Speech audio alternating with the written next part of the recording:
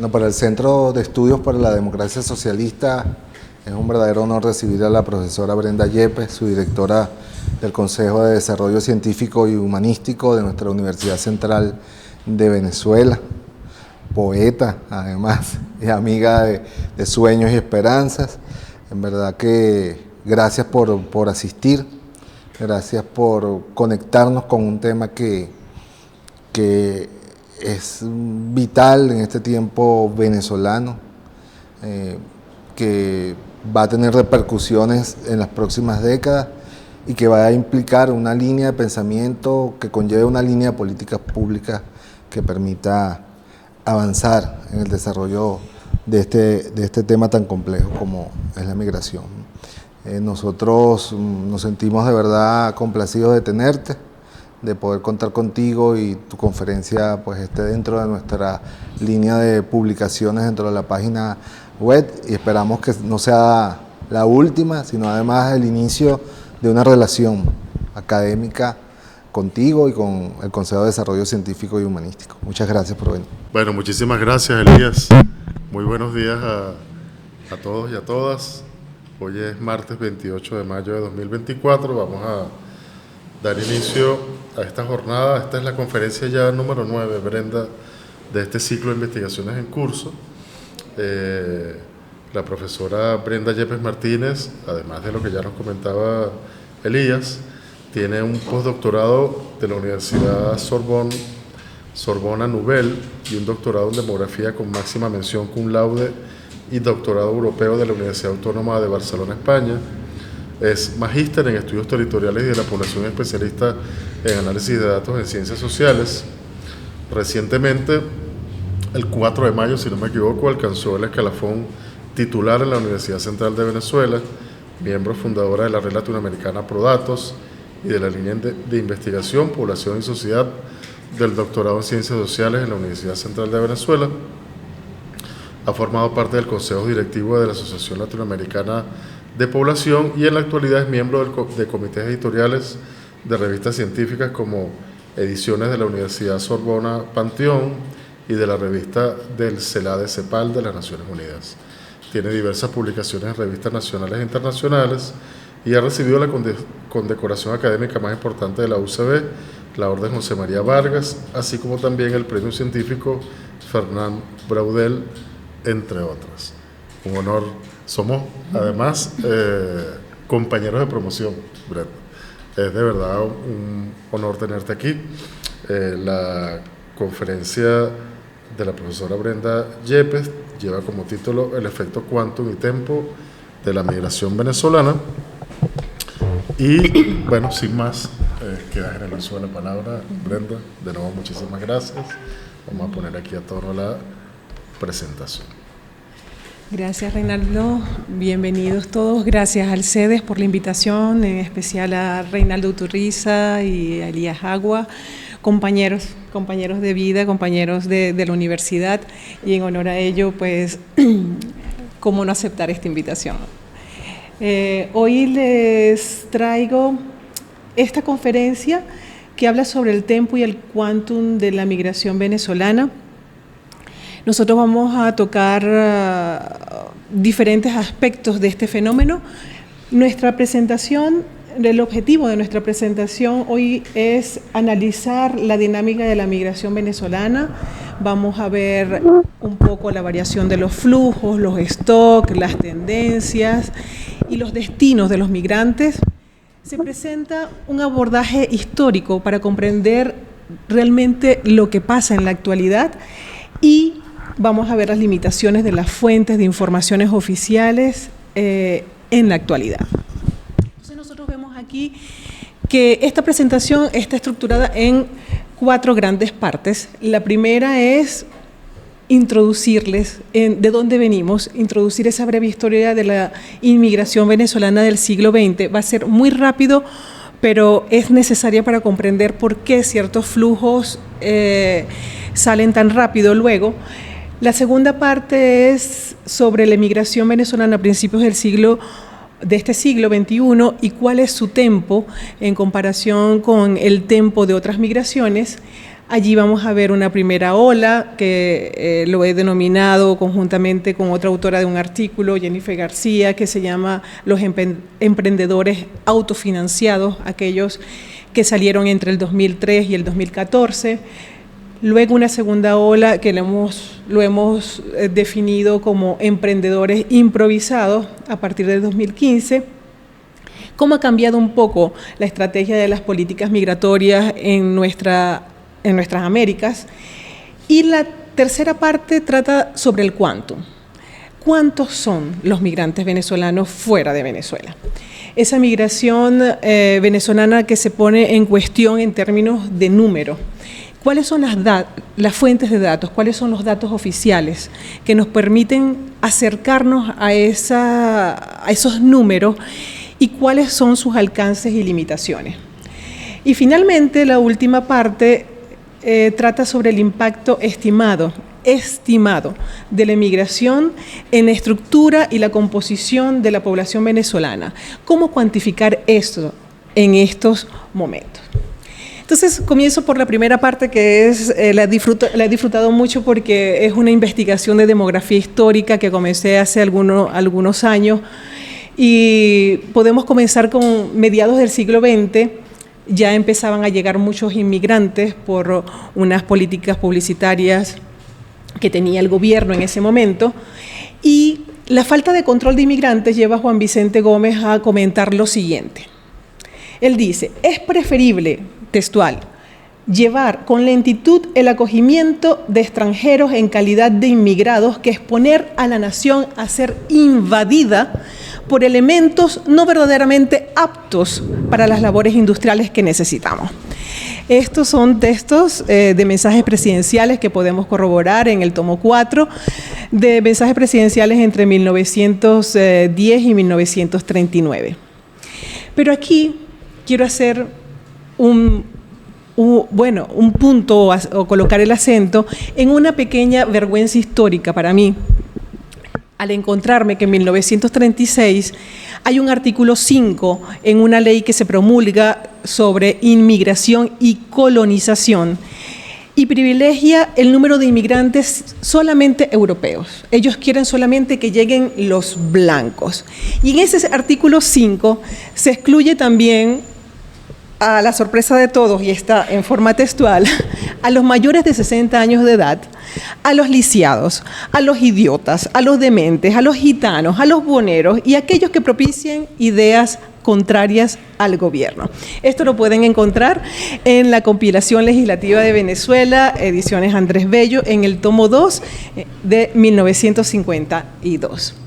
Entonces, en este imaginario de nosotros, de nuestra historia venezolana, que sí acogimos muchísimos migrantes, tenemos que tomar en cuenta también que hubo un momento donde hubo una fuerte discriminación, no solamente a aquellas personas de África, sino también a muchos de Asia, en especial la nacionalidad asiática, los chinos específicamente.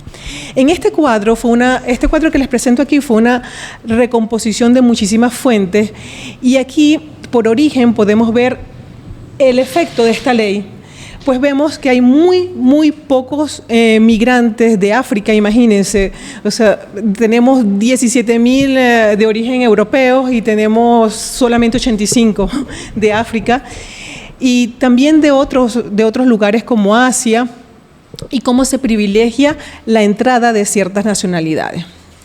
También aquí en este cuadro, a diferencia de la revisión literaria, podemos ver que los de nacionalidad colombiana no llegan en esa tercera ola. En un principio habíamos dicho que habían 3 olas, una de europeos, cuando se está en plena Segunda Guerra Mundial y final de la Segunda Guerra Mundial, los europeos llegan después del Cono Sur y finalmente los colombianos. Allí podemos ver cómo los colombianos están presentes durante todo el siglo XX. Y esto nos hace pensar en el tempo, es decir, los colombianos llegaron muy paulatinamente, pero estuvieron presentes a lo largo de todo el siglo XX. Esta imagen no es una imagen real, pero es una imagen de la película La Hora 25, que recrea la estación de tren en la Alemania de 1949.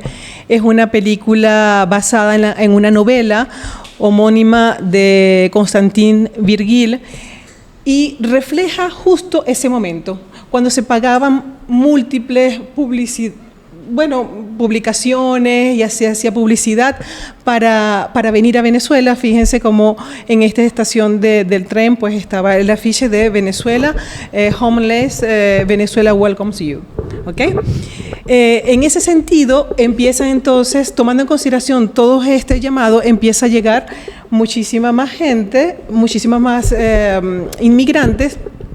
Y ya en 1939, Venezuela inaugura el Instituto Técnico de Inmigración y Colonización. Y es allí, en 1939, cuando el país empieza a gestionar políticas de inmigración ya menos excluyentes que las que teníamos antes, y se abren las puertas ese mismo año a unos buques como esos famosos buques que siempre citamos, entre ellos el Caribia, que llegan desde Hamburgo con los judíos, pero también salen de muchos puertos de Europa, de Francia, salen de las Canarias, salen. Y durante toda la Segunda Guerra Mundial, Venezuela recibe diferentes barcos errantes y le ofrece un estatus de refugiado a cientos de europeos. Ya con Rómulo Betancourt, él transforma ese Instituto Técnico de Inmigración y Colonización en el Instituto Venezolano para la Inmigración. Y ya para el año 1947, el gobierno de Betancourt exhibe una política abierta a todas las lenguas y a todas las nacionalidades. Y una frase cuando hice esta investigación que me quedó en su discurso, él decía: ahora estamos abiertos a recibir a todos, no solo pinos suizos entre mangos y tamarindos. Eso está publicado entonces en los mensajes presidenciales. Bueno, muy rápidamente vamos a ver estas publicaciones que sale como Venezuela. Allí sí abre las puertas de par en par a la inmigración. Vemos documentos que podemos investigar, documentos históricos donde elaboran un plan para acoger esta inmigración, plan de integración hacia los migrantes que estaban llegando. Luego vemos algunos documentos muy confidenciales, como dice allí, y leyendo estos documentos muy confidenciales encontré algo que todavía no tengo respuesta a ello, pero es parte de la investigación en este transitar investigativo, que allí dice algo como: la política de mi gobierno se basa en la supresión gradual de la inmigración italiana y asimismo en la selección de contingentes de personas que deseen trabajar en Venezuela. Esa es una carta que envía Luis Alberto Rodríguez, un delegado del gobierno venezolano, para orientar la inmigración española en el país en enero de 1950. Entonces nos encontramos todo esto y lo coloco aquí para que se den cuenta que hay muchos documentos en Venezuela para hacer, bueno, en este caso lo mío es demografía histórica, pero tenemos tanto por descubrir y para poder explicar incluso cómo han sido estas políticas migratorias, cómo han conformado la composición de nuestra población venezolana. Bueno, seguimos y así como hubo muchísimas noticias siempre que llegaban inmigrantes en esa época de puertas abiertas. Finalmente, para concluir esta breve parte histórica, la inmigración durante los años 50 aumenta casi 50%. En valores absolutos, más de 641.000 nacidos en el extranjero fueron registrados en el Censo de Población de 1961, lo que representó casi 9% de la población venezolana. Eso es mucho. Y el Censo de Población de 1971 reúne un stock de europeos aún muy importante, aún cuando dejan de llegar 55% de los nacidos en el extranjero, que eran casi 600.000, eran todavía europeos. Ya en 1974, Los flujos con excedente fueron particularmente importantes, alcanzando un volumen equivalente a los años de fuerte crecimiento. Siguieron esos flujos, ya sabemos que esos flujos vienen más que todos del sur, del cono sur de América Latina. Fíjense que pasa de casi 600.000 a 1 millón en el censo de 1981, y ese es el punto máximo, el segundo punto máximo que alcanza Venezuela en términos de inmigración en la década de los 80, representando 7% de la población. Entonces, para concluir este gran periodo, 3 olas inmigratorias del siglo XX, la primera de europeos, que fue la época del bulldozer, de las grandes construcciones del país, cuando se pagó $3.5 millones por kilómetros cuadrados en autopista Caracas-La Guaira, cuando Venezuela, según las Naciones Unidas, alcanzó 9% de PIB en 1962. Allí estaba ese gran auge inmigratorio. Luego la segunda oleada del cono sur latinoamericano y la tercera de los países andinos. Quiero hacer un paréntesis no, voy a colocarlo entre comillas. Todas esas olas inmigratorias fueron altamente beneficiosas para nuestro país, no solo desde el punto de vista de la fuerza laboral, también para nuestro desarrollo social y cultural que tenemos en la actualidad. Ahora bien, la segunda parte de mi investigación trata sobre el tempo, y el tempo visto desde la primera ola de migrantes venezolanos a principios de este siglo. Bueno, la migración venezolana no comienza como desde el 2000, realmente hubo una emigración venezolana con el Viernes Negro, y después fueron saliendo muy pocos en valores absolutos, pero había una emigración. Luego en los censos de población y vivienda, y hago mucho énfasis en los censos de población y vivienda porque capturan los stock. Eso es bien importante tenerlos en cuenta, y vamos a ir definiendo los conceptos que vamos a ver después. Hay flujos y stock, y solamente los censos de población capturan los residentes, es decir, los que se pueden medir en esa pregunta que dice: ¿usted dónde vivía hace un año? ¿Usted dónde vivía hace 5 años? Esas preguntas nos llevan a identificar la migración interna, nos llevan a identificar la migración internacional. Entonces, en el censo del 2001 y el 2011 se evidencia, entre esos dos censos se evidencia una reducción no solamente de la cantidad, pero de la diversidad de orígenes registrados. Antes se había, en su punto máximo de inmigración, se habían contado más de 70 nacionalidades en el censo de población. Pero la inmigración en Venezuela no dejó de existir. O sea que la inmigración no paró.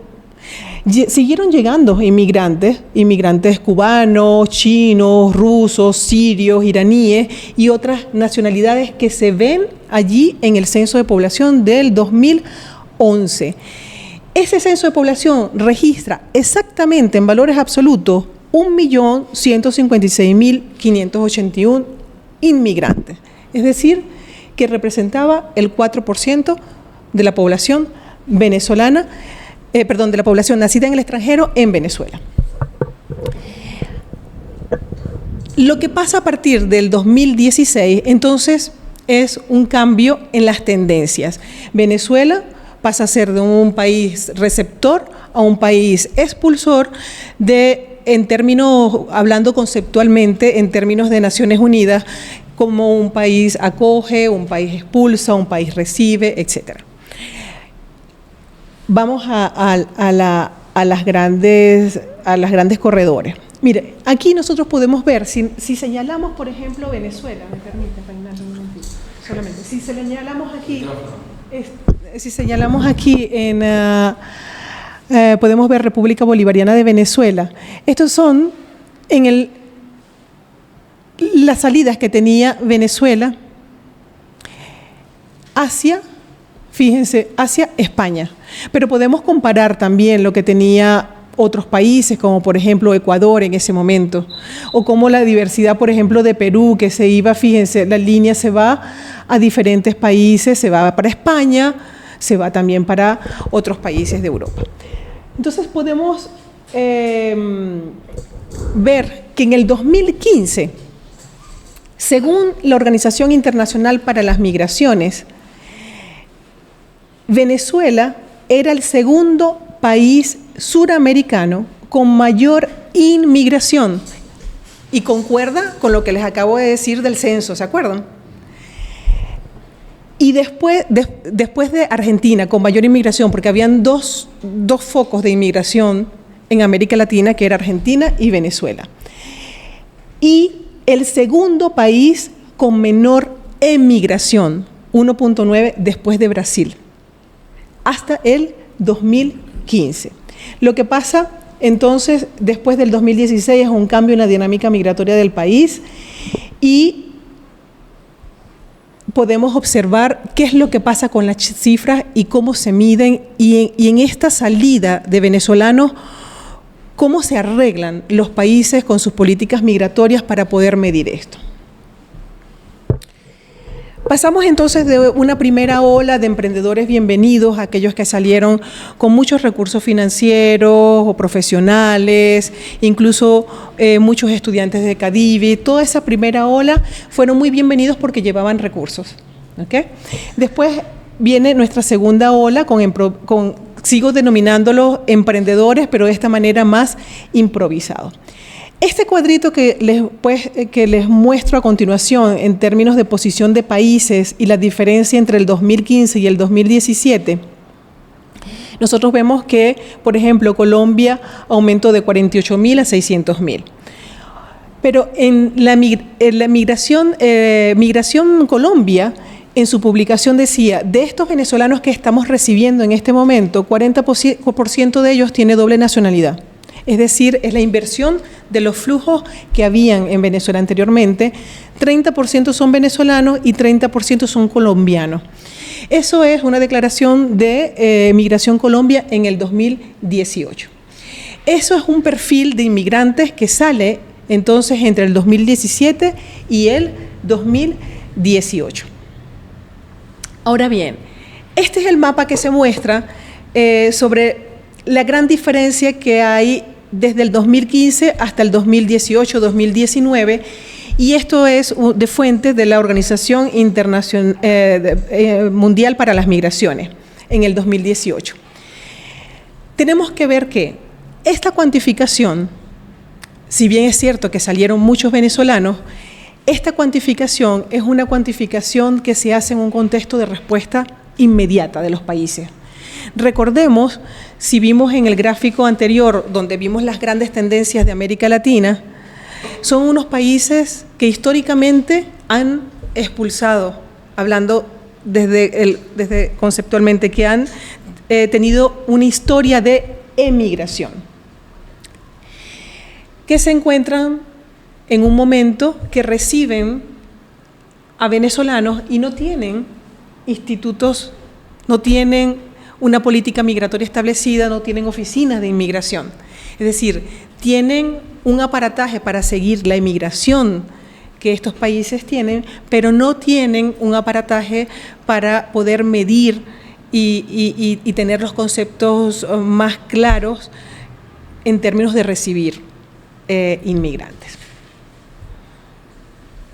Y ahí es donde entra el tempo y donde entra otros aspectos muy específicos de la migración venezolana. Cuando yo hablo del tempo, hablo de que esto es un aspecto muy importante para la calidad de la cuantificación de los flujos migratorios venezolanos.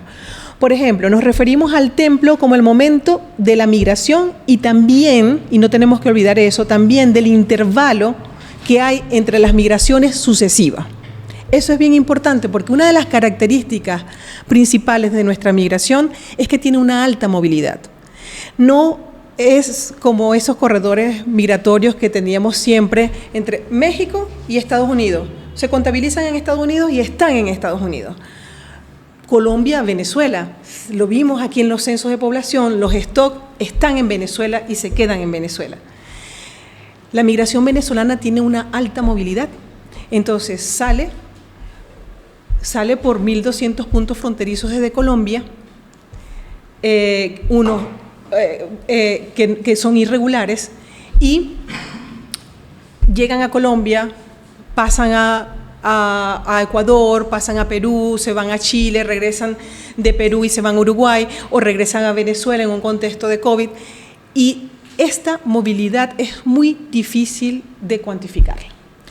Y sobre todo que entre Venezuela y Colombia hay un movimiento pendular histórico de entradas y salidas que es también muy difícil de cuantificar la estancia de este movimiento pendular. Conceptualmente, Naciones Unidas dice que un migrante se puede llamar así cuando cumple al menos un año residiendo en un lugar. Entonces, claro, encontramos declaraciones diciendo, mira, llegaron 100.000, 120.000 migrantes en los últimos 6 meses. Pues no son migrantes. En términos de la terminología de Naciones Unidas los señala como desplazados. Ellos son desplazados. Hasta que no tengan este tiempo, pues no son migrantes. Entonces, esto es bien importante de considerarlo también, porque en términos de comparabilidad hay algunos países que toman en cuenta este concepto, hay otros países que no lo toman en cuenta, y la comparación no puede realizarse. No puedes comparar con conceptos diferentes. ¿Ok? Luego, también el tiempo tiene que ver con esos intervalos entre migraciones sucesivas. Cuando se cuentan, entran, por ejemplo, en Perú al principio se contaban, luego le daban un documento, se contaban, luego le daban otro documento actualizado, se contaban. Es decir, que el número de migrantes en alguna de las fuentes, específicamente en la fuente de respuestas para venezolanos, R4B, ellos decían allí en letras pequeñas, ojo, estas fuentes responden a todo lo que envían los países, y los países en muchos casos no cuentan migrantes, sino número de podríamos decir, de procesos administrativos. ¿Ok? Entonces, si uno podía entraba, lo contaban, salía, lo contaban, le daban un documento, lo contaban, una política pública, lo contaban. Eso hay que considerarlo. Y esas letras pequeñitas estaban allí, y es realmente hay que decir que es una fuente que Naciones Unidas, OIM, promueve para tener una idea de qué es lo que pasa con la realidad, con los migrantes venezolanos, y es una fuente de referencia. Por suerte tenemos una fuente de referencia para saber qué es, por dónde van los venezolanos, pero también hay que decir que esas letras pequeñas tendrían que estar un poco más grandes, porque son fuentes que se citan sin decir que, bueno, atención, estos son los migrantes que nosotros reportamos, pero atención, hay que tener cuidado con estas cifras y hay que ser honesto con lo que estamos divulgando. Ok, la segunda parte habla del quantum, que está íntimamente relacionado con el tiempo. Y el quantum se ve en estas fuentes de datos. Como les decía, en un contexto de emergencia migratoria que los países se están preparando para poder recibir a los migrantes, de hecho hay una declaración que dice, uno de los aspectos que ha dejado la migración venezolana positivo en la región es que se han consolidado todos los departamentos y todos los ministerios de inmigración de los países, empiezan muchas actividades, muchas políticas para armonizar los conceptos, para armonizar el tiempo, para poder no confundir stock con flujo. Los stocks son en los censos, los flujos son todas las personas que entran y salen, que pueden ser hasta turistas. ¿Okay? Entonces, cuando vean una fuente de información, se tienen que preguntar, ¿estos son stock o son flujos? Entonces, para calcular los flujos, para tener una idea de lo difícil de cuantificar la migración, para calcular los flujos migratorios se utilizan diversos registros administrativos que provienen de diferentes fuentes. Por un lado, provienen de los ministerios de Interiores, que son los registros de entradas y salidas y los registros de residencia de los extranjeros. Provienen también de los ministerios de Trabajo, por los registros de permisos de empleo de los migrantes de cada país. Las fuentes también vienen de los ministerios de Exteriores, porque el registro consular de nacionales en el extranjero, y así sucesivamente. Entonces, claro, tenemos diferentes fuentes para poder acercarnos a los flujos. Esas fuentes tienen diversos tiempos también, cada una tiene sus tiempos. El Ministerio de Interior y Justicia, el Ministerio de Trabajo, el Ministerio de Exteriores, tiene sus tiempos para publicar sus estadísticas y no necesariamente es un año calendario. Entonces, la comparabilidad allí se puede otra vez. Pues mira, es importante tomar en cuenta esta fuente. A escala nacional, nosotros tenemos que tener claro que son los institutos nacionales de estadística los responsables de identificar los stocks a través de los censos, para identificar los migrantes internacionales, y también se puede identificar por encuestas de hogares. Es allí y solamente allí donde nosotros podemos hacer comparaciones y poder poner un cuadrito más a todas esas comparaciones que tenemos de la migración venezolana que tenemos histórica. ¿Okay? Ahora bien, ¿cuáles son las fuentes de información oficiales? Y más allá, ¿cuáles son las bases de datos y las bases de información que dan estos números? Comenzamos por la primera, que es la base de datos que se llama IMILA, que es Investigación de la Migración Internacional en América Latina y el Caribe. Esta IMILA se desarrolla y provee información en el Centro Latinoamericano y Caribeño de Demografía, CELADE, CEPAL, y aquí solamente se podrá cuantificar la migración venezolana cuando culmine toda la ronda censal del 2020 de todos los países de América Latina. ¿Por qué? Porque IMILA lo que hace es recoger todos los censos de población que se realicen en esta ronda censal, que ya hay muchos que comenzaron, hay otros que todavía no han comenzado. El COVID trajo algo muy malo para los censos, que cuando empezaron los motores para los censos de población, pues se paralizó todo. Entonces, el IMILA lo que está esperando es que se realicen. Venezuela tiene una tradición de censos desde 1950 impecable. En cada década tiene su censo de población y muchos países de América Latina también. Entonces, esta fuente lo que hace es detectar cuántos venezolanos hay en cada país de América Latina y el Caribe, o cuántos argentinos hay en cada país, pero solamente la migración intrarregional, saber dónde estamos en las Américas. Y podemos detectar por edad, por sexo, por nivel educativo. Es decir, que tenemos unas condiciones allí muy buenas para poder crear los perfiles de migrantes en los países latinoamericanos y caribeños a través de esa fuente. La única desventaja es que tenemos que esperar.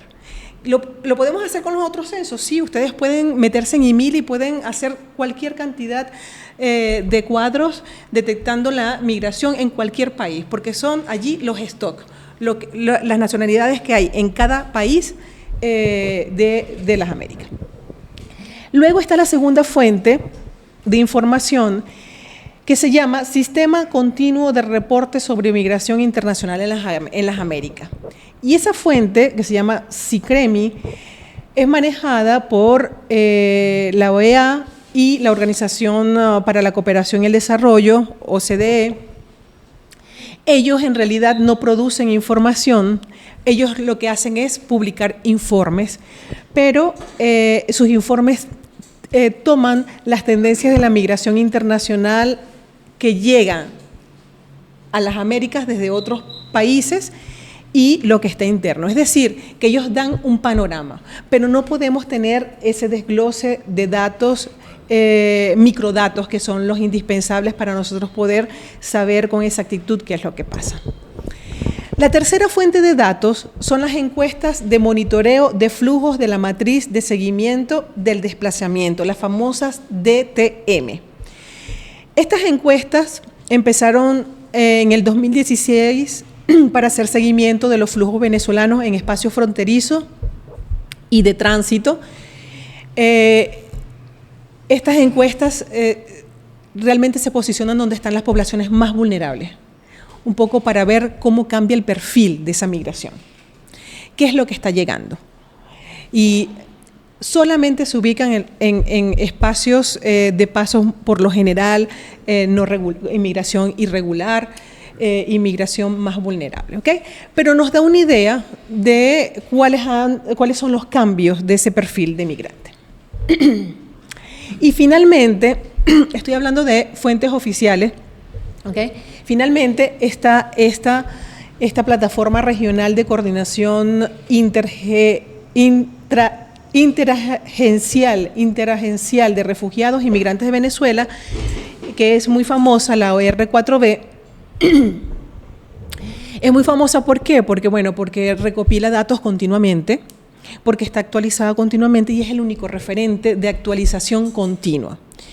En el COVID, durante la pandemia, uno desplazaba el cursor y una de las cosas que me llamaba la atención era que al desplazar el cursor hasta el final, podíamos tener algunas estimaciones todavía de los posibles, de los migrantes que llegaban a los países.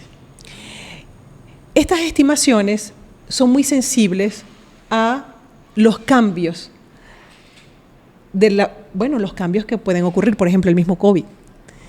En el momento de pandemia hubo mucho regreso de venezolanos por el mismo hecho que en las zonas fronterizas, según encuestas más cualitativas, decían que muchos venezolanos vivían y pagaban el alquiler diario, y al no tener economía informal tenían que regresar al país porque no tenían cómo sustentar su estancia.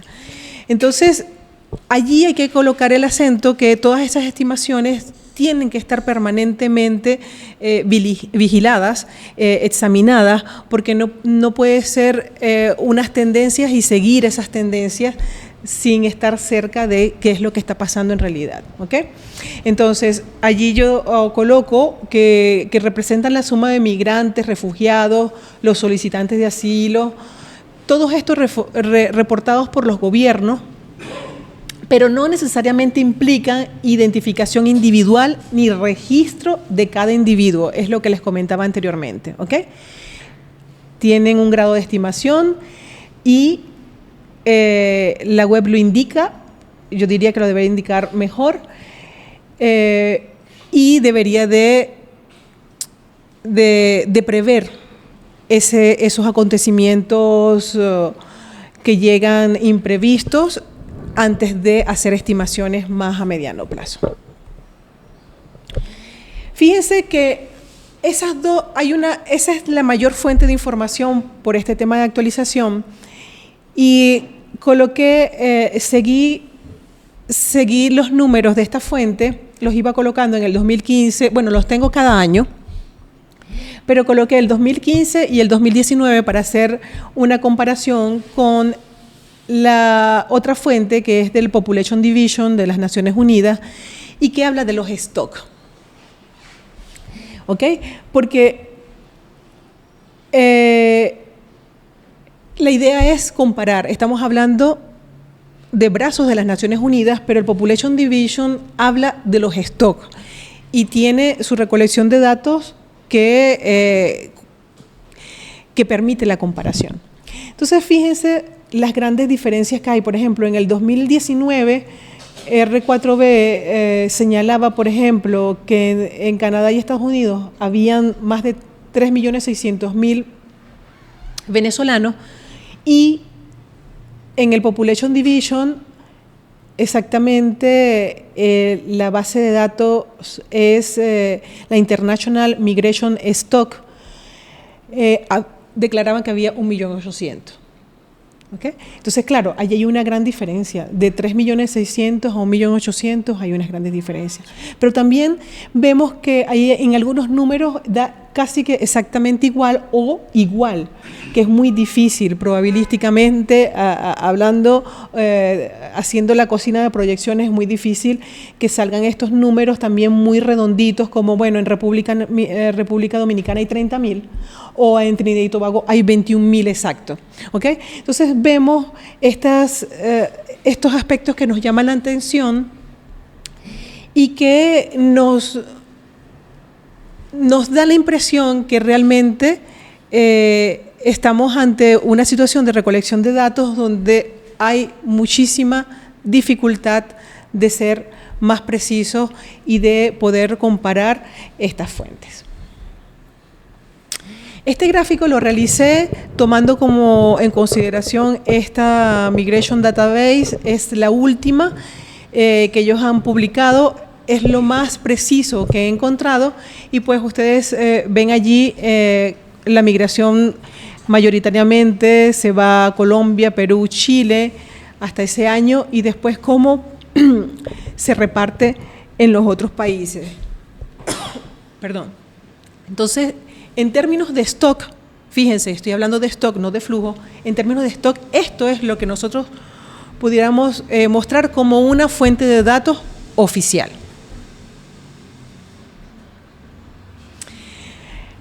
La cuarta parte, voy a tratar de hablar del impacto estimado de la emigración en la estructura y composición de la población venezolana. Impacto estimado porque todavía no tenemos resultados del censo de población de Venezuela, de la ronda censal 2021. El censo de población se está realizando en el país. Me han dicho algunos estudiantes que trabajan por allí que bueno, que sí, que están permanentemente recolectando información y que muy próximamente darán los resultados de nuestro censo. Fíjense, ese gráfico que ustedes ven allí es una pirámide poblacional. La pirámide poblacional es ese grafiquito que es por edad, tenemos los hombres y las mujeres. Lo único que yo quité fueron las barras, todas las barras, y simplemente dejé la silueta para que vean para que se pueda observar el cambio. Estamos aquí en este grupo de 0 a 5 años, de 5 a 10 años, de 10 y así sucesivamente hasta más de 85. Aquí están los hombres, aquí están las mujeres, y vemos los datos precisos, los datos absolutos del censo de población del 71, del 2001 y el último censo de población que tenemos en nuestro país, que es en el 2011. Vemos que esta es nuestra realidad. Antes del contexto migratorio, en el 2011, esta es nuestra realidad. Ha disminuido por la base, es decir, hay un descenso contundente de la natalidad en Venezuela. Estos nacimientos aquí de 1970 fueron unas generaciones numerosas. Nosotros somos productos de esa generación numerosa. Reinaldo, nacieron la mayor cantidad de bebés en este país y tuvimos que luchar por el preescolar, por el que nos inscriban y así sucesivamente, y el cupo en la universidad, y luchar después para conseguir trabajo. Las generaciones que están naciendo ahorita, muy próximamente las universidades tendrán que ir por ellos, porque son generaciones vacías, porque la fecundidad en Venezuela ha disminuido contundentemente. Estoy hablando antes de este proceso migratorio que ha tenido Venezuela. O sea, el cambio en la estructura de la población es contundente. Lo que vivieron otros países 200 años, esa transición demográfica la ha vivido Venezuela en 50. Venezuela se cuadruplicó de 1950 al 2001 En 1950 habían un poco más de 5 millones de habitantes. En el 2001, empezando este siglo, habían 23 millones y algo. Venezuela se cuadruplica, pero las generaciones, viéndolo desde una óptica de generación, no de momento, que eso es lo que nos falta en este país, ver qué pasa con las generaciones. Porque aquí nosotros tomamos una foto y hay diferentes generaciones y muchos de nuestros problemas o situaciones socioeconómicas o sociales, culturales, tienen que ver con un efecto de generación, no de momento. Entonces, ¿qué pasa? Que las generaciones de esa época de llena empezaron a disminuir su fecundidad. Y ustedes podrán ver los datos de nuestras entidades y perdemos población ya. Nosotros hablamos, miren, que España todos los años dice que pierde población, pero es que Venezuela hay municipios que pierden población desde 1980.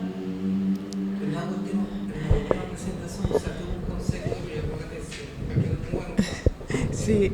Y ese nivel de reemplazo que se supone que, bueno, que les gustaría a todo el mundo que cada pareja tenga 2 hijos para que se reemplace y no aumenta ni disminuya la población, eso es un ideal, pero Venezuela ya en el 2011 estaba tocando ese suelo, es decir, estaba descendiendo.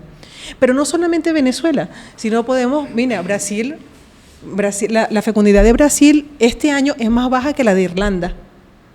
Entonces tenemos un cambio en la población que es importantísimo tomar en cuenta para las políticas públicas. ¿Quiénes somos? ¿Cuál es la estructura de nuestra población? Por ejemplo, el pico de violencia que ha vivido nuestro país tiene que ver también, hay una explicación multifactorial allí, pero tiene que ver también con que por primera vez en la historia se encontraron la mayor cantidad de jóvenes que pudo tener este país juntos, ¿ok?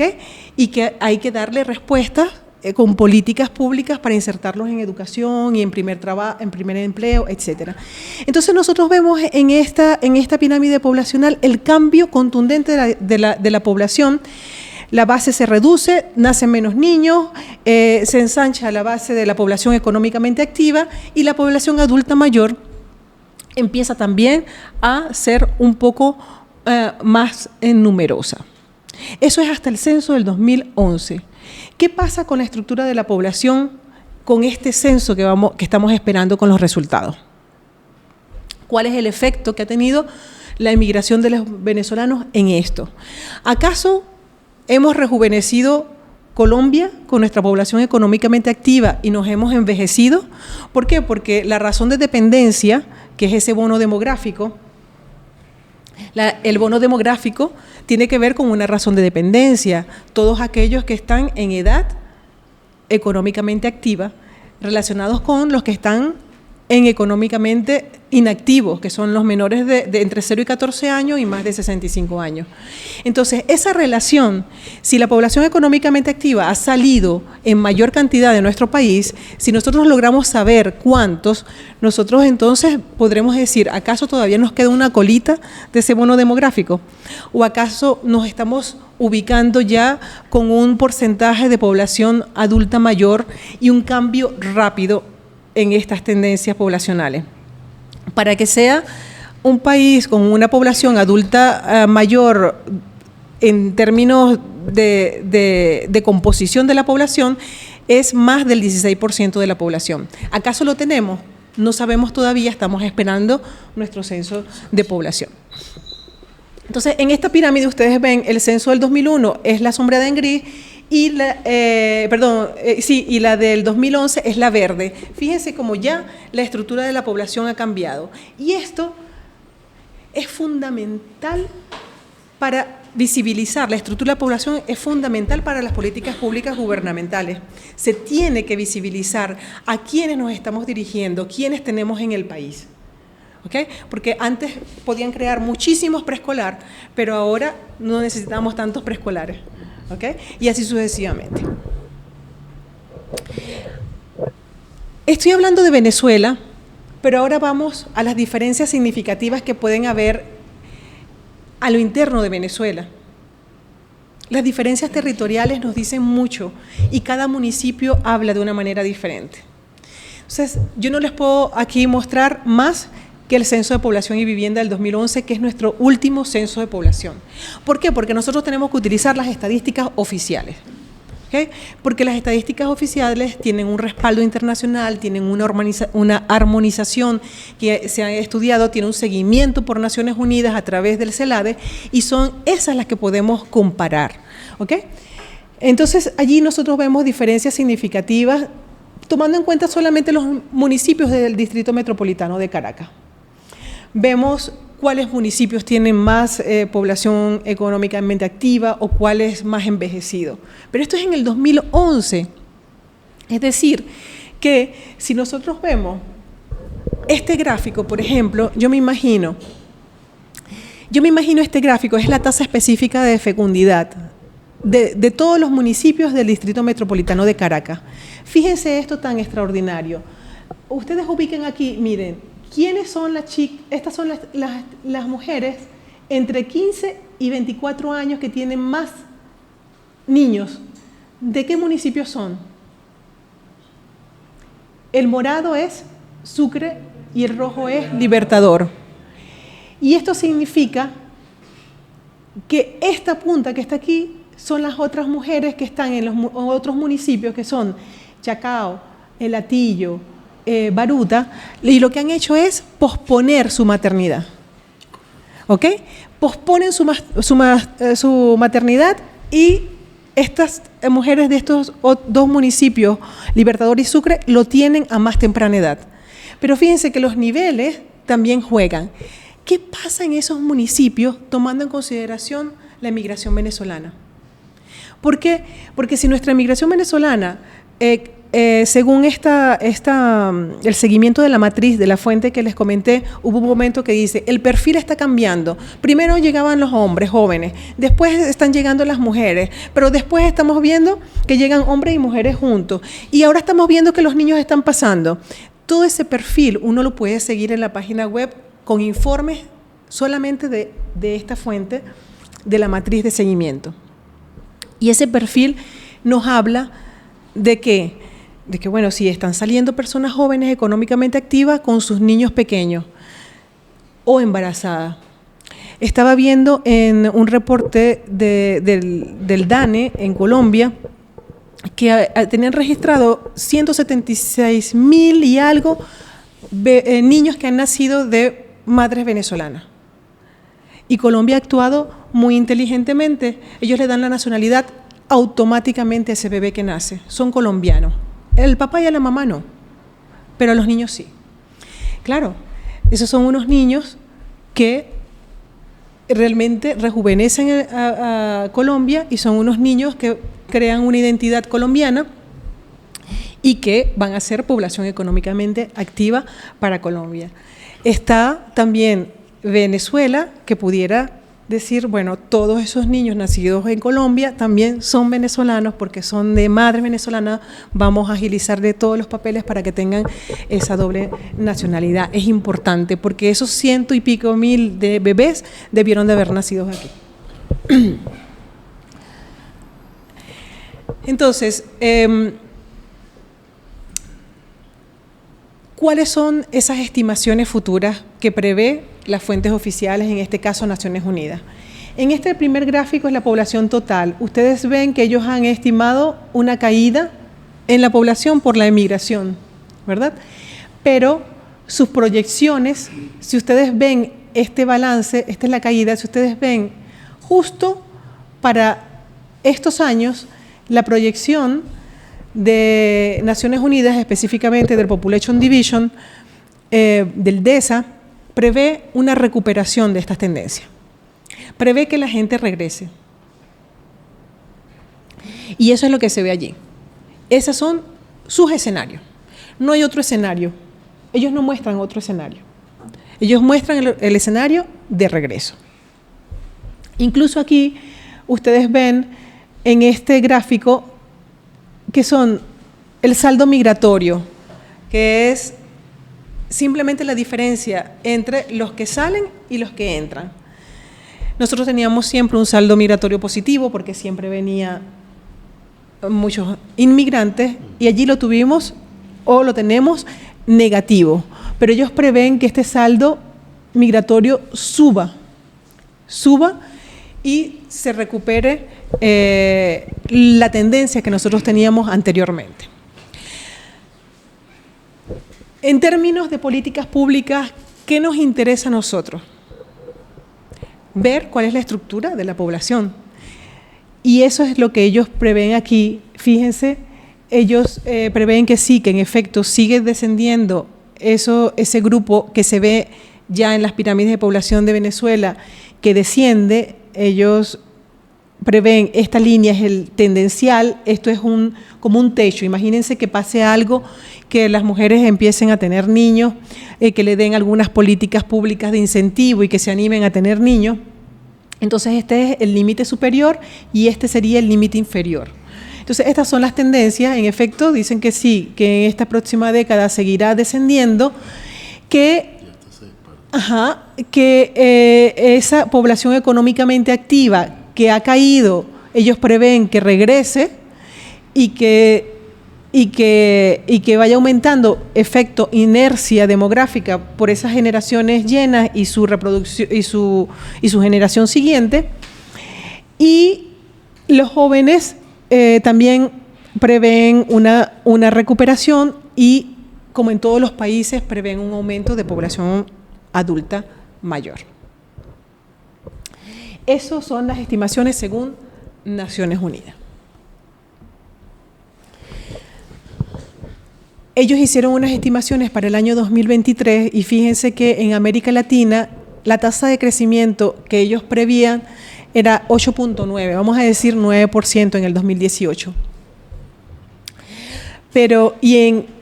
Y el crecimiento de Venezuela estaba, por supuesto, allí muy bajo por la emigración. Ellos prevían que para el 2023 ya el crecimiento de Venezuela estuviese alto, el crecimiento poblacional. Pero estas son estimaciones. ¿Podemos nosotros confirmar eso? No podemos, porque no tenemos los datos para poder confirmar. Tendremos que esperar los resultados de este censo de población. Entonces, en este punto, cuando nosotros vemos que Naciones Unidas nos está dando esta recuperación de tendencias, es allí cuando observamos que necesitamos urgentemente información para la gestión de políticas públicas y una necesidad urgente de nuestro censo que está andando en el país. Ustedes me preguntarán, bueno, ¿y cuántos son los migrantes venezolanos fuera? Finalmente, ¿cuántos son? 9, 7, 1, 2, 4. La gran pregunta. Eso lo dejo para la discusión. Yo lo que les voy a presentar para culminar mi presentación es lo que tenemos y no utilizamos. Y yo lo conversaba con la profesora Patricia Ñáñez esta mañana.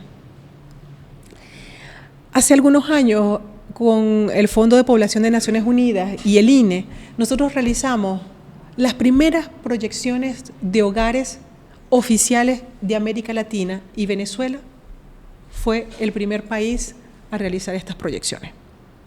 A partir de esas proyecciones hay otros países que lo han hecho con el método que hemos utilizado en Venezuela.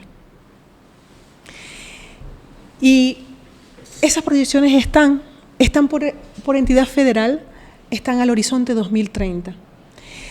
Imagínense que sí, que en efecto tenemos una alta población migrante venezolana en el exterior, pero los hogares quizás se han mantenido, porque la estructura de hogar han salido algunos, ¿ok? Han salido el papá, ha salido la mamá, ha cambiado la estructura del hogar, pero el número de hogares, quizás tenemos un nivel de precisión más alto que en términos de población. Y eso es lo que tenemos ahorita. Y eso está disponible. Y además, el hogar es esa unidad que es el vínculo entre el individuo y la sociedad. A partir del hogar se toman muchísimas políticas públicas. O sea, todo se toma, a los hogares.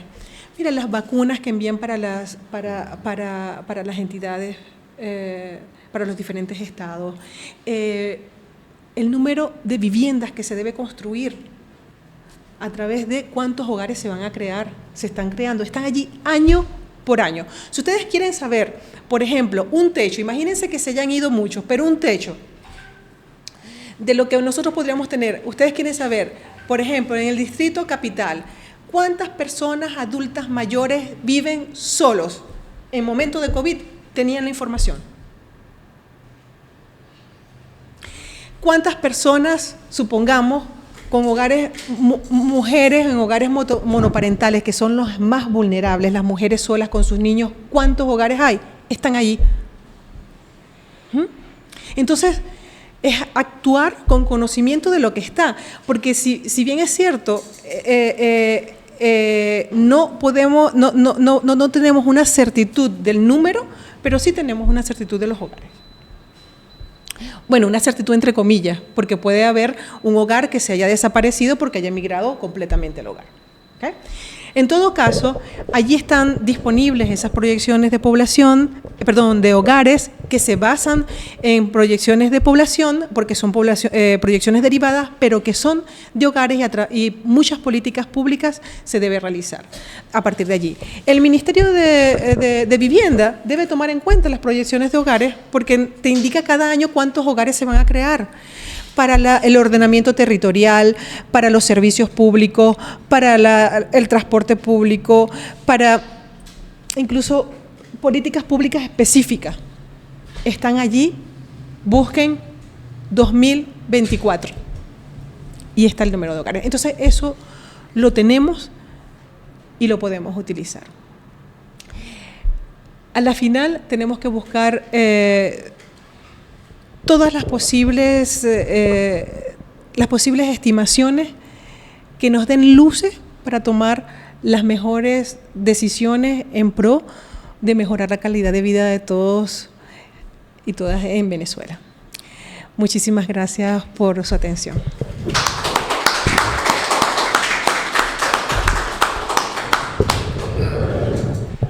Muchísimas gracias a ti, Brenda, por esta excelente exposición, mucha información para analizar y para asimilar.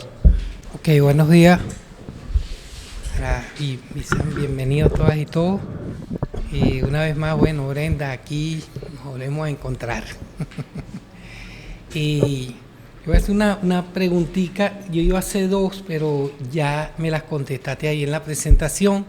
Una que tenía que ver con el bono demográfico del 2011 y un bono demográfico que sí hubo también dentro del 60 y 71, también hubo un bono demográfico, que no lo vi ahí. No sé si tienes esa información.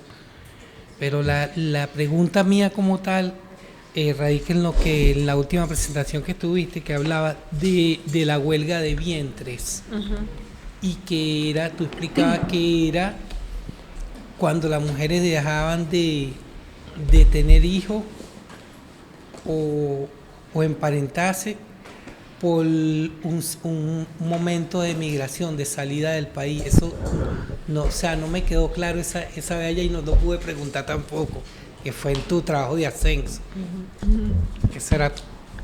Gracias, Pedro, por tu intervención.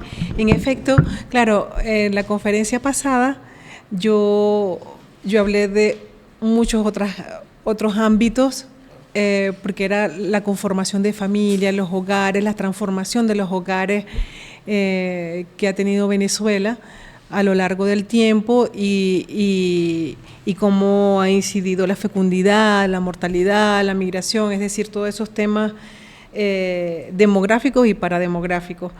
Era una conferencia mucho más amplia. Esta huelga de vientres nace en Inglaterra y es un movimiento de mujeres jóvenes que realmente, simplemente deciden no tener hijos por el contexto internacional y de su país, que viven todo con el cambio climático, con toda esta economía que vivimos, con todos los problemas socioeconómicos. Ellos encuentran que no es el mejor mundo para traer a sus hijos.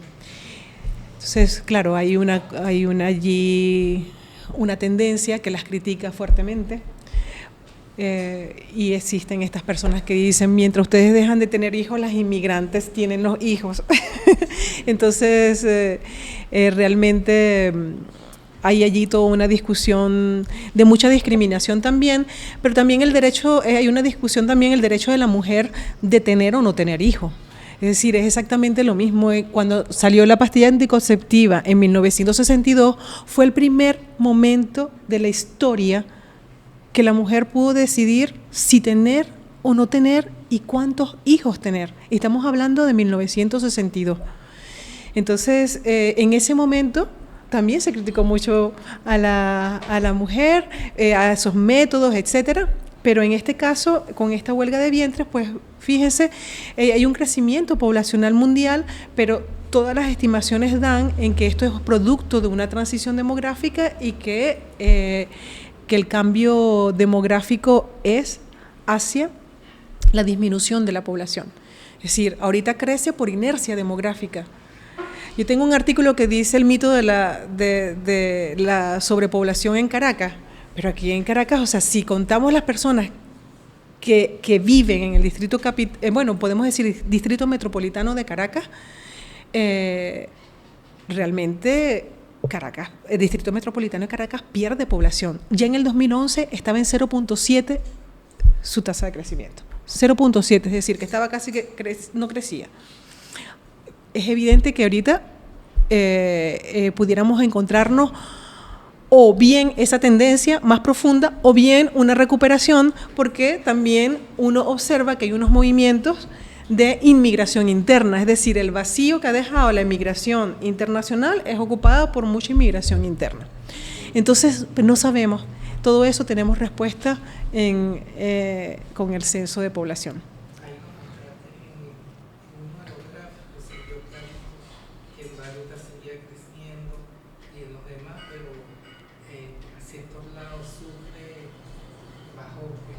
Sí, sí, en efecto, si nosotros fue extraordinario nuestro crecimiento desde 50 al 2001, nos cuadruplicamos, pero para que pase eso tendrían que pasar más de 92 años, con una tasa de crecimiento fija, pero sabemos que no es fija, que siempre va disminuyendo, es decir, que se alarga más. Pero vamos a pensar un poco, ¿acaso nosotros tenemos que crecer siempre? ¿Es malo o bueno ser muchos o pocos? Yo diría que así seamos muchos o así seamos muy pocos, lo importante es tener bienestar y calidad de vida los que estemos. Tenemos países con una gran población muy pobre, tenemos países con muy poca población muy rica, o también países con mucha población y son ricos. Es decir, que lo que realmente hay que observar es realmente hay que observar es que lo que vivimos es un cambio demográfico previsto, porque es producto de esa transición demográfica. Por primera vez nos encontramos en que descendió muchísimo la fecundidad y descendió muchísimo la mortalidad. Y antes teníamos unos niveles altos de mortalidad y altos de fecundidad. Entonces, la población era estable antes. Todos los que nacían, casi ninguno de ellos llegaban a la edad reproductiva. Nuestra tasa de mortalidad infantil en 1940 era de 300 bebés que morían por cada 1000 nacidos vivos.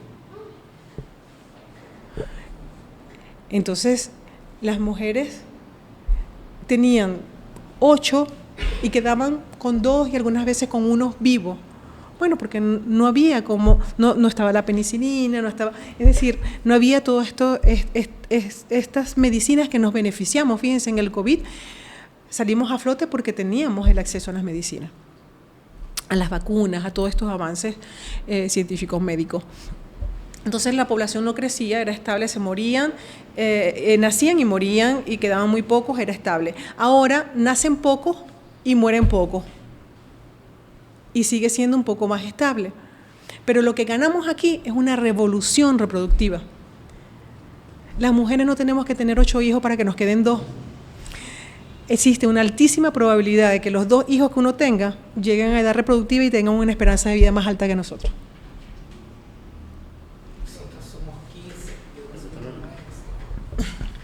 Ay, bueno, imagínate.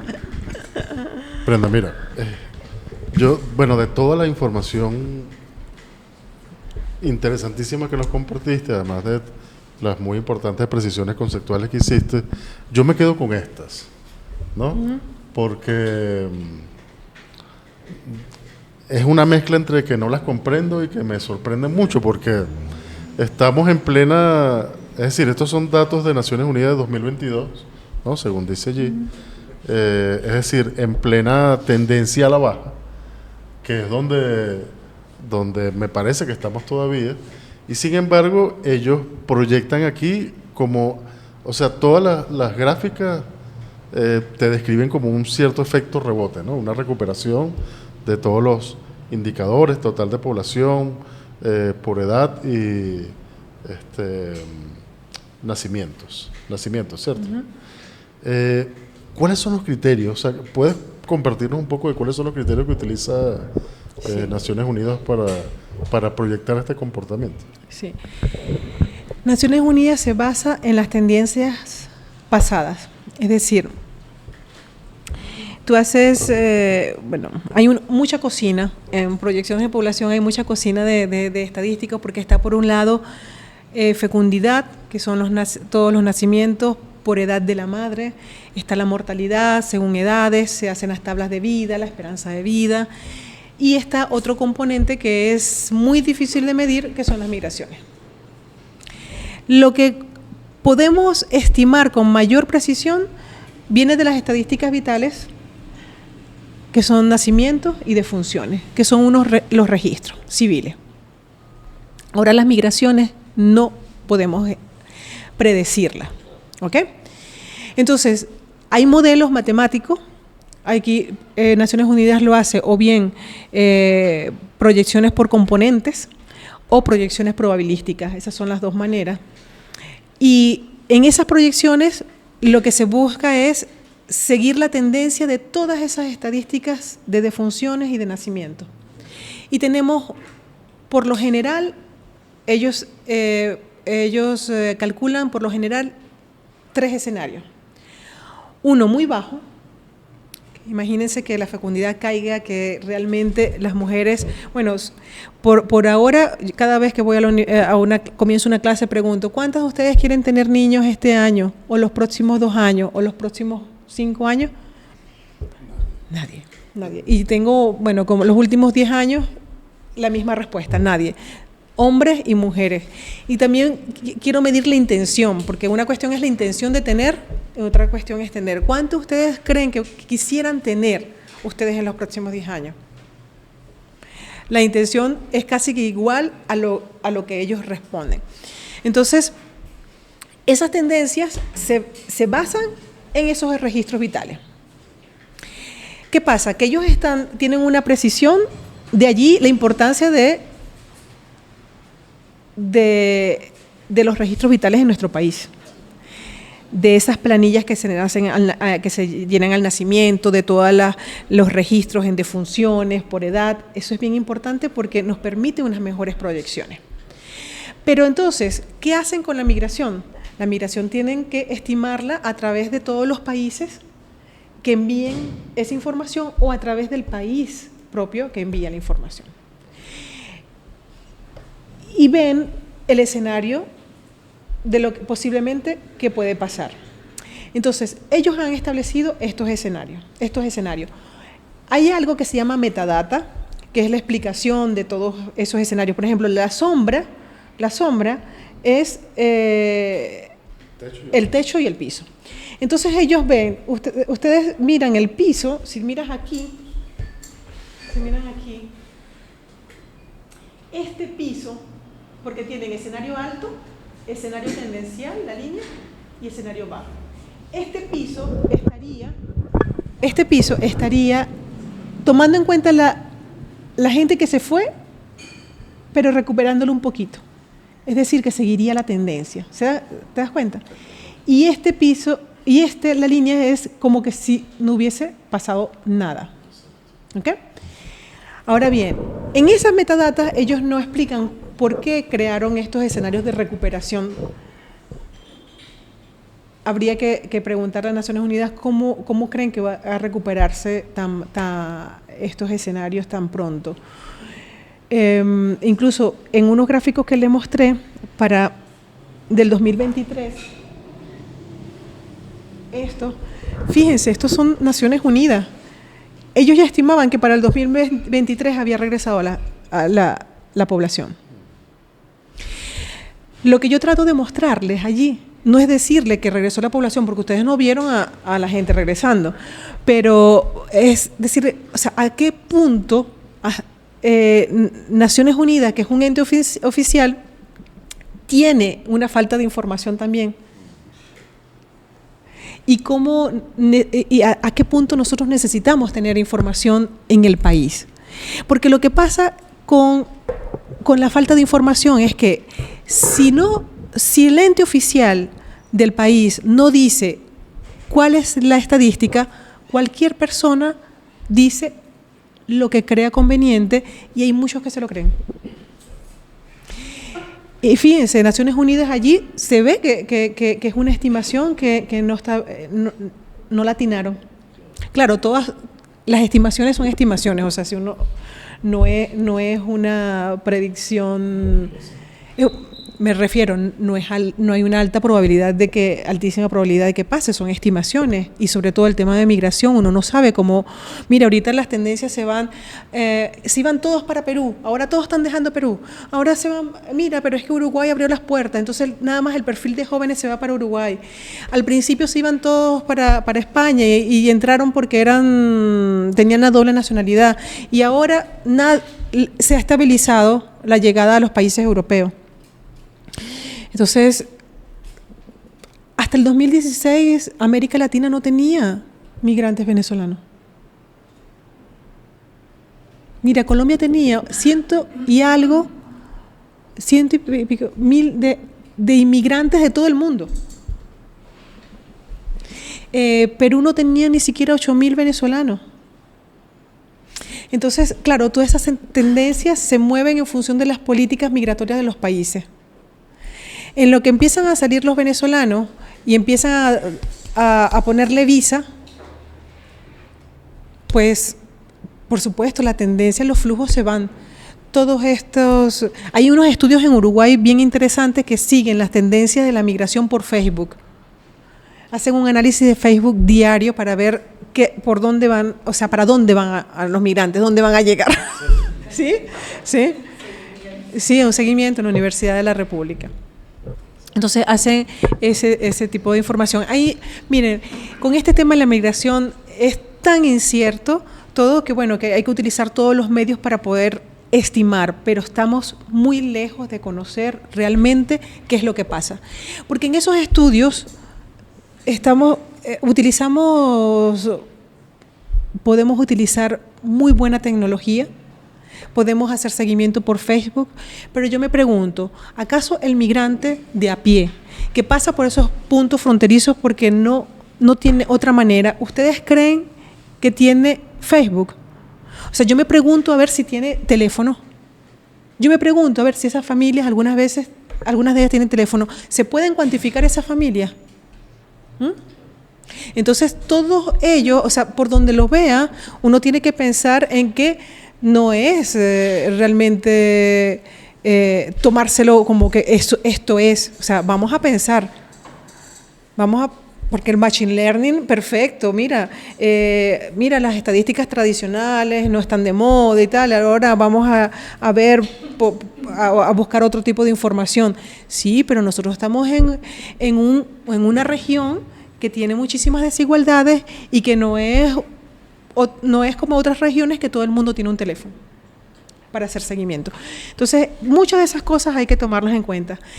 Naciones Unidas busca cogerse, quizás hay un grupo de expertos que pueda decir, mira, vamos a poner un escenario de recuperación, etcétera. Lo que sí sé es que en una reunión que hubo recientemente se dijo que iban a actualizar los datos de Venezuela. Las estimaciones.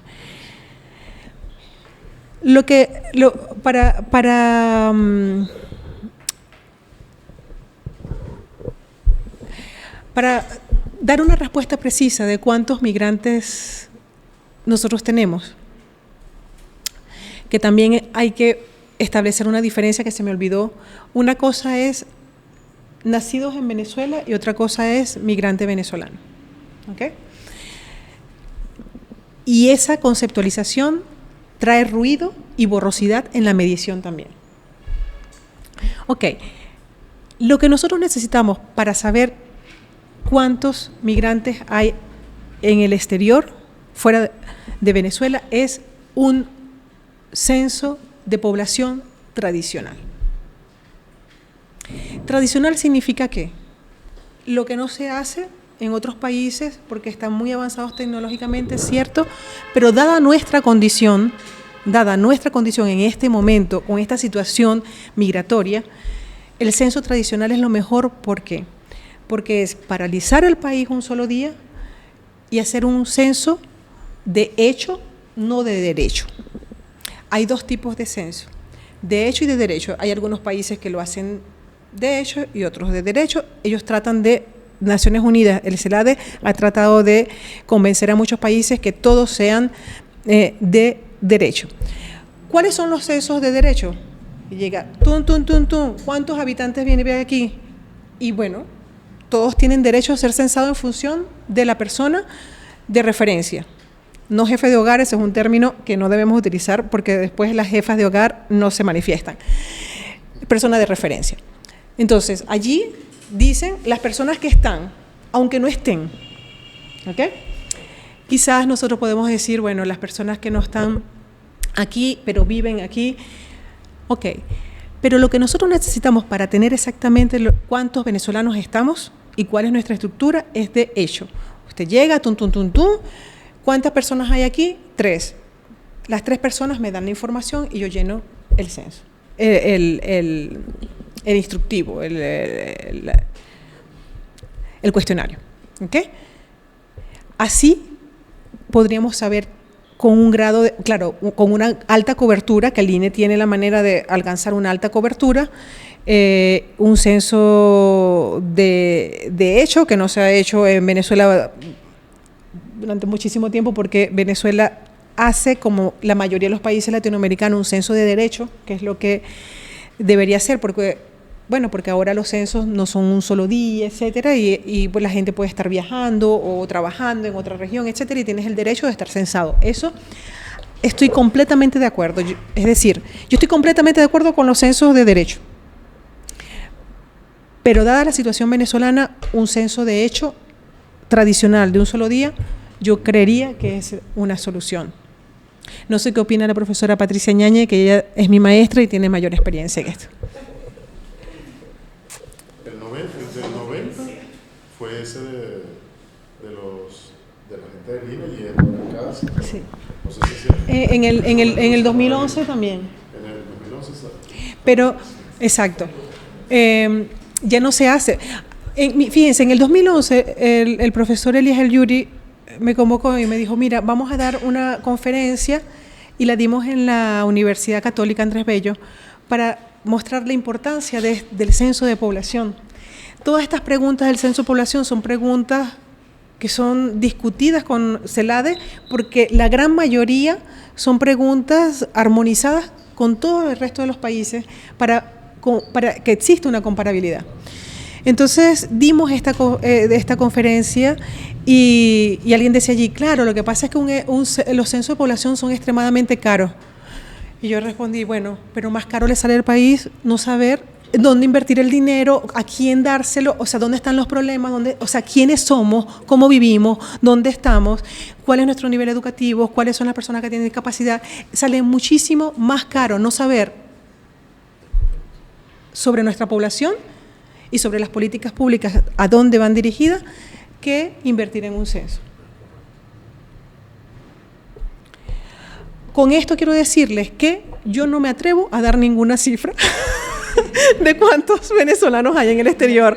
No tengo respuesta a ello porque les acabo de explicar con todas las fuentes, todos sus alcances, todas sus limitaciones, todas las tramas en términos de conceptuales, de tiempo, de cuánto. Es decir, que es bien difícil posicionarse. agradecerle a Brenda, bueno, esta conferencia viene de parte de una experta. Yo creo que si alguien nos puede decir, bueno, cuáles son los problemas en dar una cifra precisamente, es Brenda, y con toda la argumentación que nos ha presentado. Es muy complejo, sobre todo cuando las cifras han estado tan cargadas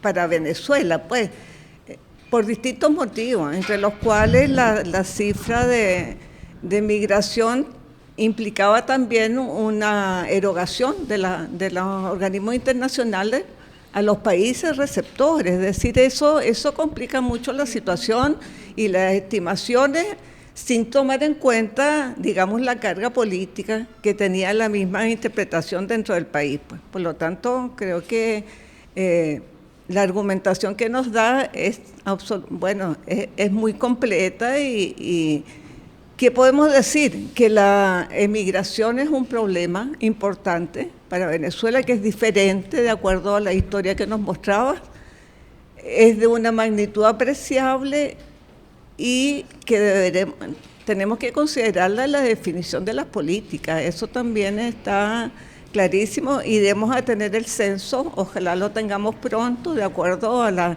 información paralela que tenemos. También dicen que está casi culminado y que se va a publicar en corto tiempo. Pero independiente de eso, creo que yo también me quedé al final. ¿Y por qué se quedó Reinaldo al final? Bueno, el hecho de quedarme y que me quedé cuando hiciste tu presentación, tu trabajo para titular, pues decir, bueno, y tú misma lo dijiste, les tengo una buena noticia, la tendencia de la población en Venezuela es a la recuperación, o por lo menos estabilizar pues la emigración. ¿Y por qué tenemos esa sensación? Bueno, porque para nosotros también es un problema, pues es decir, y en ese sentido también quería destacar de que así como uno actúa en los componentes de la población, que es la mortalidad, los nacimientos, también es importante, y creo que hay muchos países que han definido su política, es una política respecto a la emigración. Entonces quería preguntarte si sabes en América Latina si existen países que han definido una política, digamos, del retorno, recuperación de la población en alguna forma, o incluso a concebir la población más allá del territorio, que eso es una perspectiva bien interesante. Y quizá también por el hecho de yo ser una inmigrante de este país, también, lo siento así, es decir, los límites del país van más allá de lo físico, pues del territorio. Entonces, creo que los estudios del ámbito de la población, los estudios de población demandan también una caracterización de la emigración de tipo cualitativo, que ya lo tuvimos un poco con la presentación de Antonio la semana pasada, pero creo que habría que enfatizar eso incluso de los organismos internacionales, porque ¿por qué no se puede pensar en una política de retorno y para toda la población venezolana? Porque uno, como está en el ámbito universitario, te preocupa mucho la salida de profesionales, de gente preparada. Eso indudablemente es una pérdida enorme para el país de recursos. ¿Cuánto cuesta formar un médico? Y cuando sabemos que en Chile hay 7.000 médicos, oye, les ha costado poco a los chilenos tener esos profesionales, pero a Venezuela le costó mucho. Entonces uno piensa, ¿en qué condiciones pudieran volver? Pero así también hay una población que son venezolanas y que en este momento, y de acuerdo, no sé, a las proyecciones, aunque no hay sobre la situación económica en América Latina, uno ve que se está acercando más que nada por el ámbito económico. Los inmigrantes que Antonio los llamó emigrantes del hambre, usó ese término que a mí no me gustó nada, pero no sé si eso tiene una connotación, sí, porque tiene mucha carga, pues, ese concepto de emigrantes del hambre. O sea, creo que, aquí hay varios sociólogos, tendrían que empezar como cuestionando todas esas cosas, pero creo que también hay que pensar que, o sea, proyectarla. Yo creo que en términos económicos es muy posible que haya una cantidad muy superior a lo que está ahí de retorno de esa población, o lo que fue contemplado como una ayuda para la población venezolana en el exterior, para que tuvieran una ubicación, para que pudieran sobrevivir, puede ser pensada por los mismos organismos internacionales como una ayuda para su retorno a Venezuela, o sea, su reinserción. Entonces son políticas, la migración no es estático, pues tenemos todo y ya vemos cómo, yo creo que Venezuela es un ejemplo clarísimo de todos esos efectos sociales, psicológicos, bueno, de distintos tipos, pues sobre la emigración. Entonces, porque en el caso de Chile hubo una política de retorno vinculado al ámbito político definido, pues a la dictadura, al cambio, al acuerdo, toda esa protección para que la gente retornara, que no es el caso de Venezuela porque no es tan definido, hay distintas interpretaciones de lo que ocurre, ¿no? Es muy distinto, incluso en el caso de Argentina también, o sea, también hubo indirectamente una política de retorno para ciertos sectores. Entonces creo que hay que profundizar en esos estudios precisamente para promover ese ámbito, porque ya el número, bueno, no sé, en términos personales, todos sabemos que es alrededor de tanto, o sea, entre 4, 3, no sé, pero no tiene tanta significación en este momento. Podemos decir que es muy importante, que está en los distintos sectores, que bueno, que hacia Europa tuvo una justificación, era gente que prácticamente, bueno, la mayoría eran hijos de inmigrantes europeos, eso es algo, y en América Latina está vinculado a las condiciones de las personas y de los que dejaron aquí, además, porque hay mucha gente que, bueno, estando fuera, ayuda a su familia, cosa que no va a poder seguir sosteniendo a lo mejor, o sea, las decisiones están, no sé, afectadas por distintas variables que se pudieran ir trabajando si hubiese realmente una política. Lo otro que me inquieta, yo nunca no he escuchado, no sé si Elías, Reinaldo saben algo de alguna política de Estado digamos, de la responsable de la política social aquí en Venezuela dirigida a los migrantes. Hasta ahora yo no la he visto, excepto la discusión en el número y ver cómo traen a la gente que de alguna manera está siendo expulsada de otro lugar, pero no está siendo llamada por Venezuela. Entonces, convocada al regreso. Me parece que es un tema así como importantísimo. Lo chévere de complementar a tus trabajos con los trabajos cualitativos, que yo creo que ahí se genera un diálogo importante. Entonces pensaba como en dos cositas. Lo que decías de la fuente de Facebook, que para nosotros con un equipo trabajamos también el tema de la migración en un barrio de Caracas, en sectores populares, ¿no? Entonces ahí justo descubrí que en efecto las redes, el Facebook es la red de los migrantes, o apareció allí en un espacio muy cortico, pero nos los han dicho afuera, porque no depende del teléfono, porque es una migración pobre. Además ahí se cae toda la cosa de las redes sociales, de que las redes ahora son Instagram, es TikTok, nada de eso. Incluso en los jóvenes, todo el mundo dice que el Facebook es una red de nuestra edad, de los cincuentones, cuarentones, y no, resulta que es también de chamos que se van, porque es la única red social que no depende del teléfono celular. Entonces tú le puedes pedir a cualquiera para comunicarte que a una casa o a un teléfono o algo así que se presten para hacer eso. Nosotros lo usamos, yo tuve que abrirme uno porque no tenía, para comunicarnos, y ahora eso que tú dices que es un elemento para seguir, para cuantificar, me parece increíble porque no sabía que tuviera ese alcance, pero tiene que ver con eso, aunque la población precaria no tiene celular, como tú dices, en efecto, o porque se lo roban, o porque lo debe soltar porque pasa por trochas ilegales, o porque no tiene acceso a eso. Entonces se comunica es a través de pedir en una casa algo, de entrar en un cibercafé, de que alguien le preste un celular, y me parece increíble la creatividad que hay para contar cosas. Nunca, o sea, como algunos lo han visto y en efecto con todos los límites que debe tener, ¿no? Con todos los límites que me quedo con esa idea de lo difícil que es contar flujos, ¿no? Que es contar flujos, que a todos los estadísticos se los pregunto con mucha esperanza a ver si lo pueden resolver. Porque también lo veíamos en el lugar en el que trabajábamos. La gente se iba, como tú decías, la gente se va, está un rato en Colombia, pero en Colombia se va un rato a Bogotá, otro a Medellín, otro a Cali, ahí logra pasar a Ecuador. En Ecuador le dicen que de pronto puede irse para Chile, pero llega a la frontera de Chile, no puede pasar y se devuelve para ver si se va por el Darién. Y cada eso es un conteo, ¿no? Cada vez que hace un movimiento, se cuenta también.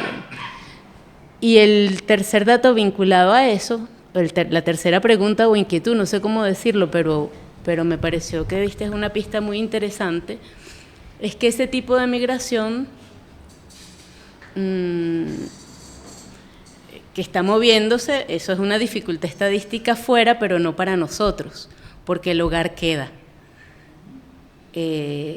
Porque se fue alguien a moverse, pero se quedó el hogar y en efecto es así. Y yo decía, era impresionante porque todo esto nos permite ver la heterogeneidad de los territorios que tú mostrabas ahorita, ¿no? En mi edificio los apartamentos se quedaron vacíos y no se vendían por años y ahora es que se están ocupando otra vez, pero se iba toda la familia. Pero en el barrio no. En el barrio se quedaba toda la familia y se iba uno o una, muchas veces se iba una, también, o la pareja y se quedaban los hijos, o se quedaban los hijos en el hogar y los cuidaban los vecinos, y porque hay filiaciones distintas también. Entonces esa pista que también veía sin tener, no sabía qué significado podía tener esto para las estadísticas en general. En efecto me parece muy potente, porque, claro, no sé si vale igual para otros municipios, ¿no? Eso que tú decías, no sé si eso se puede decir igual para el municipio de Latillo o para el municipio Chacao, pero en los sectores populares es evidente, ¿no? El hogar permanece. Nosotros lo veíamos así, de hecho censábamos al hogar, cuando hicimos una cosa y trabajamos con las familias, cómo trabajamos nosotros con los migrantes, trabajando con las familias.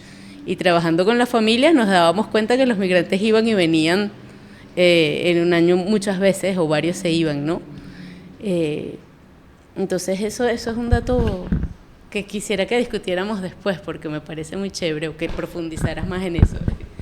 Yo creo que después de haber escuchado atentamente lo que tomé unas notas aquí como más que preguntas como para la reflexión, unas preguntas generadoras que quizás no estén las respuestas claras ahora mismo, pero quería escribir que la disminución de la población, sin entrar en temas conspirativos, es algo planificado con lo que se llama la Agenda 2030 de Naciones Unidas. La disminución de la población.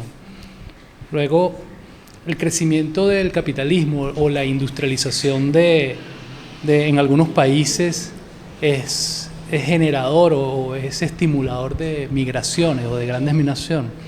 El clima y la escasez de recursos como el agua determinará las nuevas migraciones en esta próxima década. Y cuando hablaba la profesora de la migración del hambre, la migración de Venezuela no debemos reducirla a un tema de hambre. Hay migraciones políticas que devienen en situaciones económicas, que yo creo que reducirla al tema del hambre es como hablar de las consecuencias y no de las causas. La migración es, según entiendo aquí en Venezuela, o la he vivido, el tema de las carencias de unas políticas de Estado que produce que la población salga y es política definitivamente es política, que trae una consecuencia económica y de ahí todas las consecuencias que hemos visto y hemos sufrido durante por lo menos los últimos 5 o 6 años. Solo eso, un pequeño aporte. Muchas gracias. Bueno, sí, en efecto, como decía la profesora Patricia Ñañez, hay políticas migratorias. Todos esos grandes países, esos países que tienen unas grandes migraciones, tienen alguna política pública para el regreso de las migraciones. México es un ejemplo de políticas públicas a gran escala, pero es muy sectorializado. Es decir, es un sector de la población a que ellos buscan retornar. Ellos no buscan retornar a la población que se va a cultivar lechuga en Estados Unidos. Ellos buscan retornar a la población que tenga, por ejemplo, máster, doctorado. Es decir, es el retorno de las personas que tienen un perfil bien definido. O sea, realmente allí está el punto. O sea, no solamente para los países que quieren sustraer esa población más capacitada, sino que, que los países que la pierden buscan, yo diría que no tienen éxito realmente, porque muchas de esas políticas, aún cuando, por ejemplo, México le dan unos bonos extras, se le garantizan muchísimas cosas, pues no retornan en grandes cantidades. Sí. Ese es un tema de políticas migratorias, o sea, es muy difícil cuando una persona ya se instala y encuentra trabajo, etcétera. Ahora, el retorno, lo que yo creo que el retorno de la migración venezolana vendría más que todo es esa, que es la que yo estudio y la que para mí es más importante en términos de investigación, es esa población que es la más vulnerable, es decir, que no tiene raíces, es la población que vive en tránsito, que vive buscando unas mejores condiciones de vida y que todavía no ha logrado engancharse, que es muy duro en esos países permanecer. Entonces, esta población sí es una población que yo diría que todavía estamos en un tiempo de poder recuperarla, una población muy valiosa. Uh-huh. Ahora, que hay políticas migratorias bien definidas. Por ejemplo, hay países que buscan a puertas semiabiertas. Hay un discurso contra la migración, contra el migrante, pero hay políticas migratorias de países pero muy claras de capturar, por ejemplo, sobre todo las enfermeras, que no hay en los otros países, o los médicos, es decir, que hay unas profesiones bien identificadas que necesitan muchos países, sobre todo por el tema de la transformación de la estructura de la población. Hay una población que en todo el mundo está en un proceso de envejecimiento, que hay menos niños, que las personas viven más y que tenemos una población adulta mayor que necesita muchos servicios y que no hay la cantidad de jóvenes para asumir eso en estos países. Entonces sí hay una política muy focalizada sobre todo a las profesiones de la salud.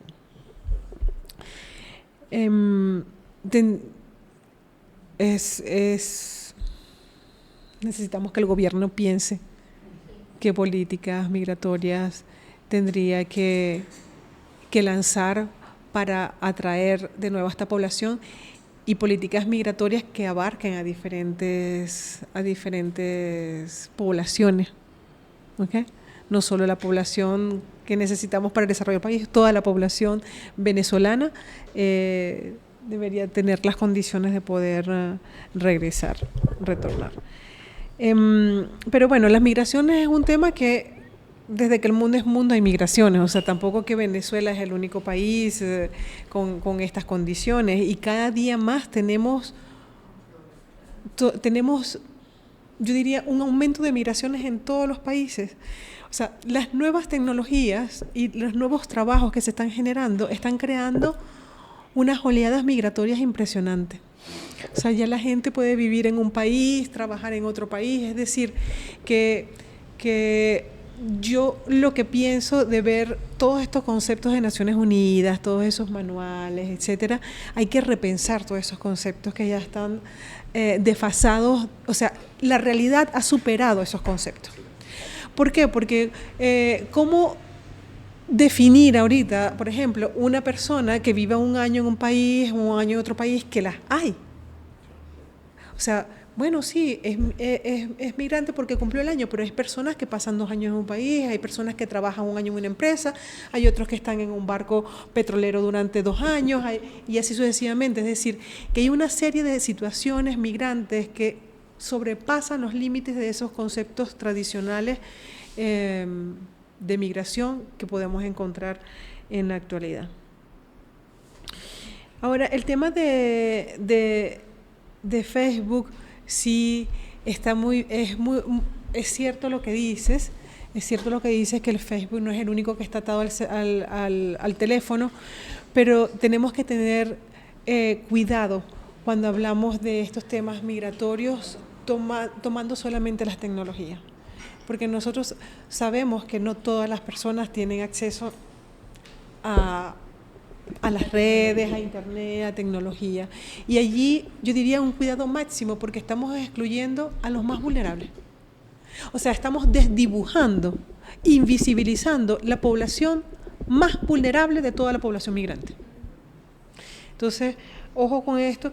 Hay una investigadora, una socióloga que hizo un trabajo, wow, ella se fue caminando con un grupo de migrantes desde Colombia hasta Perú. Y con su cuadernito tomando notas y notas y notas y notas. No, es una investigadora francesa, Pirien, de una universidad, creo que es del sur de Francia, pero ella dio una conferencia mostrando los resultados de su estudio. Creo que estuvo casi 2 meses y medio con población migrante, y bueno, y pasó ese tema de robos de teléfonos, de no encontrarse, pero una investigación muy profunda. Entonces, yo diría que a esa población, la población más vulnerable, la que pasa por esos pasos irregulares, que por cierto, tengo que decir, hay personas que dicen migrantes ilegales. No hay un inmigrante ilegal, eso no se debe de decir. Ser migrante, desplazarse, no es un delito. Uno puede cometer delitos según un código, etcétera, pero migrar no es un delito. No hay inmigrantes ilegales, eso es un término muy peyorativo para los migrantes. Hay migrantes regulares y migrantes irregulares. Y yo diría que migrantes irregulares porque los países no le dan sus papeles. No los regularizan. No los regularizan de alguna u otra forma. O sea, si sea a corto plazo, etcétera. Pero yo diría que realmente lo que nosotros tenemos que poner el acento es en esa población irregular que pasa por esos pasos fronterizos irregulares y que es la más vulnerable a la trata, que es más vulnerable. No existían los coyotes, los famosos coyotes no existían en América Latina y empezaron a aparecer en la medida que empezaron a cerrar las fronteras de Perú. Entonces, esa población que es la más vulnerable, a esa es que hay que ponerle el ojo, a esa es que hay que darle oportunidad para regresar, para volver a instalarse en nuestro país. Esa es la población que estaría, yo creo que es la más dispuesta a regresar inmediatamente. Esto es algo muy personal, no tengo estudios que corroboren eso, para eso se necesitaría estudios cualitativos. Y bueno, y sí es cierto, por eso mostré, o sea, dentro de la presentación pareciera que mi tablita de proyecciones de hogares se desubica de toda la presentación, pero es un poco para mostrarles eso mismo, que ahí puede haber un cambio en la población, pero que los hogares continúan y que tenemos algo allí, que tenemos algo para acercarnos, para saber más o menos qué es lo que hay. Ahora, es bien interesantísimo que después del censo todos los arreglos, cómo ha cambiado la configuración de los arreglos familiares venezolanos. Eso es súper interesante a raíz de la migración. Las familias transnacionales. Las familias transnacionales, claro. La familia transnacional que no se conocía en el país. Las familias transnacionales y toda la movilidad, porque ahora se habla más que todo de movilidad humana que incluye, que va más allá de la migración origen-destino.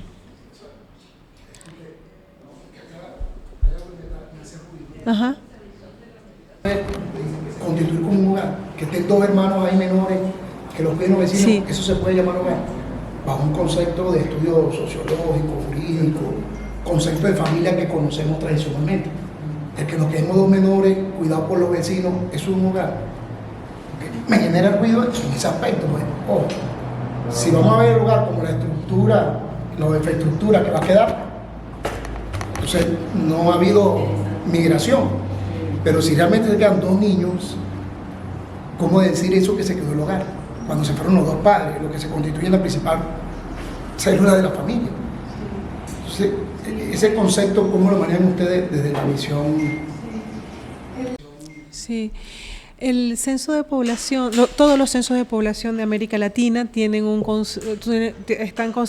tienen conceptos qué es un hogar y cómo se dividen los tipos de hogar. Y eso rige a todos los países, porque hay una clasificación estándar de las Naciones Unidas para poder compararnos. Por ejemplo, un hogar significa que haya un núcleo que es papá, mamá e hijos. Ese es un hogar, ¿ok? Ahora, hay hogares unipersonales, eso es un hogar nuclear.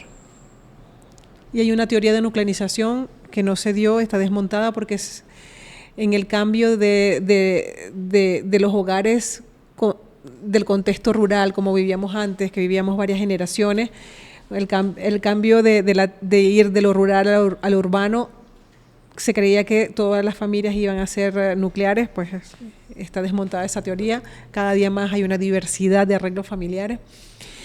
Entonces está ese hogar, el hogar nuclear, está el hogar unipersonal de una persona, está el hogar extenso, que es el núcleo más otro miembro, otro familiar, que puede ser abuelos, tíos, hermanos, primos, etcétera, cuñados, etcétera, y está el hogar compuesto, que es parte del núcleo con otros no familiares de sangre o no familiares dentro del núcleo. Es decir, hay una composición y arreglos, ¿ok? Pero dentro de mis estudios de hogares de familia, que no he traído nada porque esto es el tema de migración solamente, yo pongo en cuestión todos esos conceptos también. Pongo en cuestión estos conceptos porque invisibilizamos, por ejemplo, los arreglos familiares de nuestros indígenas.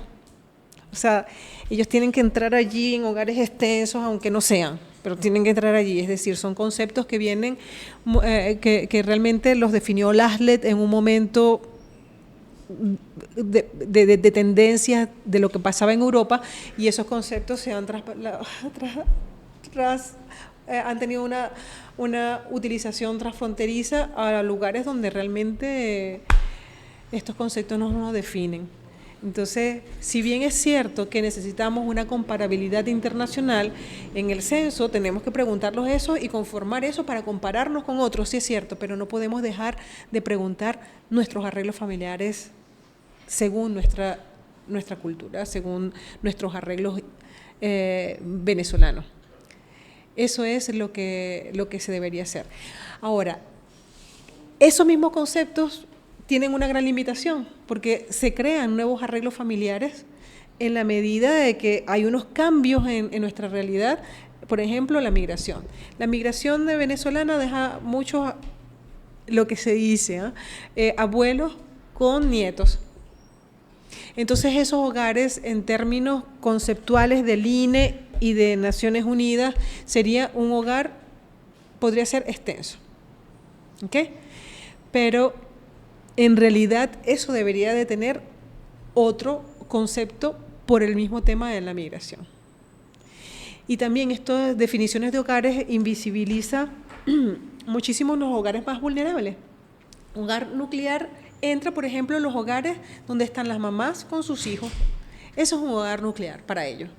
Pero los hogares monoparentales, que son la mamá o el papá con sus hijos, pero sobre todo la mamá con sus hijos, sabemos que son los más vulnerables. La mamá con sus hijos le echan pierna y trabaja, es decir, es bien difícil. Y eso está invisibilizado en una etiqueta que dice hogar nuclear. Entonces, todo eso hay que repensarlo y por eso tenemos que tener ese espíritu crítico, desmontar las cosas.